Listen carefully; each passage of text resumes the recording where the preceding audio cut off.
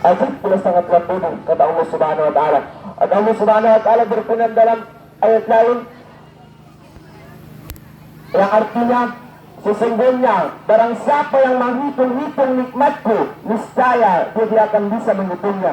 Seandainya seluruh lautan, seluruh sungai-sungai dijadikan jadi tintanya, seluruh ranting-ranting dan pepohonan dijadikan penanya, dan seluruh dedaunan dijadikan sebagai kertasnya, tidak akan bisa menuliskan nikmat Allah Subhanahu wa taala.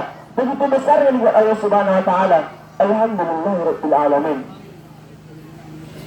Salawat berartikan salam ke seorang pemimpin yang tidak pernah menonton upin-ipin, seorang pendakwa tidak pernah makan bakwan, seorang proklamator yang tidak pernah menaiki motor, yang pernah dinaiki adalah onta yang berekor, itu pun merosor-rosor, yakni Nabi besar Muhammad sallallahu alaihi wasallam. Allahumma salli wa sallim. Sesungguhnya orang yang paling pelit di dunia bukanlah orang yang tidak mau bersedekah, bukanlah tidak mau memberi makanan kepada temannya, bukanlah orang yang tidak mau membagikan sesuatu kepada orang lain, tetapi orang yang paling pelit di dunia ialah ketika disebutkan nama Nabi Muhammad SAW, dia tidak mau berselawat kepada saya. Itu kata Muhammad SAW. Allahumma salli wa sallim wa barik alaihi. Yang mana ia rela dihujani anak tanah, diselimuti oleh pedang, dia menegakkan kalimat La ilaha illallah, La ilaha illallah, La ilaha illallah, Muhammadur Rasulullah. Yang mana ketika ketika kematian Nabi Muhammad dia tidak memikirkan apakah istriku masuk surga, apakah anak-anakku masuk surga, apakah orang tuaku masuk surga. Yang dia katakan ketika sakaratul maut, apa yang dikatakan oleh Muhammad sallallahu alaihi wasallam, ummati itu kata Muhammad sallallahu alaihi wasallam.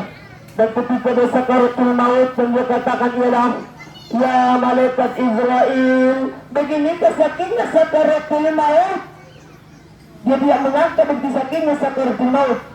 Bayangkan hadirin, sakitnya sakaratul maut bagaikan ketika kita dikuliti, diambil kulit kita, lalu dimasukkan ke air yang berisi garam, berisi jeruk. Begitu sakitnya sakaratul maut. Dan seperti juga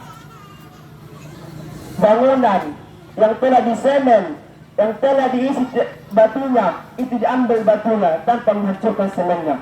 Itulah bayangnya mencabut sakaratul maut. Dan ketika sakaratul maut, Nabi Muhammad SAW, ya malaikat Israel, begini sakitnya sakaratul maut. Dan apa kata Israel? Ya Nabi Allah, ya hamba Allah, sesungguhnya sakaratul mautmu telah saya ringankan 70%. Tetapi Muhammad SAW sangat merasakan sakaratul maut, padahal sakaratul mautnya sudah diringankan 70%. Dan bagaimana kita seorang hamba yang luput dari dosa, tidak berbakti kepada orang tua, hanya memikirkan harta, dan tidak memikirkan bagaimana orang tuanya nasibnya di rumahnya nanti. Dan ketika itu, ketika Rasulullah SAW ketika mau wafat, ya malaikat Israel, katakan kepada Allah, ketika kau mencabut nyawa hambaku, sebagian sakitnya berikan kepada saya. Begitu cintanya Rasulullah kepada kita, padahal Rasulullah tidak pernah jumpa kepada kita, tidak pernah bertemu kepada kita, tapi dia hanya memikirkan umatnya. Padahal dia sudah jelas masuk surga, dia sudah jelas dia jelas masuk surga, tapi dia hanya beribadah. Tapi bagaimana kita seorang hamba yang tidak tahu malu, yang tidak mau, tidak ada harga dirinya, tidak mau beribadah kepada Allah Subhanahu wa taala. Terima kasih kepada MC yang telah mengirim nama saya. Berdiri saya di sini bukan seperti patung Liberty. Ada yang tahu patung Liberty? Patung Liberty ialah patung yang di Amerika yang membawa obor tanpa api, membawa buku tanpa isi, dan bukan seperti cita-cita yang melakukan sakitnya tu di sini, yang sana ke yang sini. Tadi berdiri saya sini untuk menyampaikan satu kata, dua kata. Yang insya Allah saya patah-patahkan menjadi beribu-ribu kata yang mengambil judul berbakti kepada kedua orang tua. Allah Subhanahu wa taala berfirman, Bismillahirrahmanirrahim. Wa qadara rabbuka alla ta'budun, dan berbaktilah kamu kepada kedua orang tuamu yang mana 9 bulan 10 hari kamu dalam kandungannya, menetes air mata dia menahan sakitnya, bercucuran darah dia melahirkan Anda.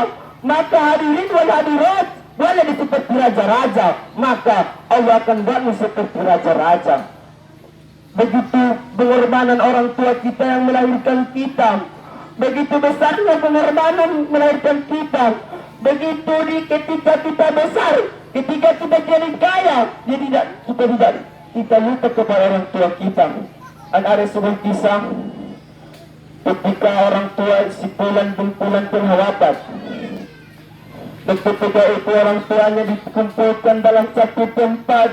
Di tempat itu seperti lautan. Bayangkan hadirin, kita berada di lautan, tidak ada bantuan, tidak ada apapun, kita akan merasa tenggelam. Dan begitu juga ketika itu, ya Allah ya Rabbi, ampuni dosa-dosaku, maafkanlah aku. Dan ketika itu, si Pulan ini adalah anak dari orang tua yang meninggal itu.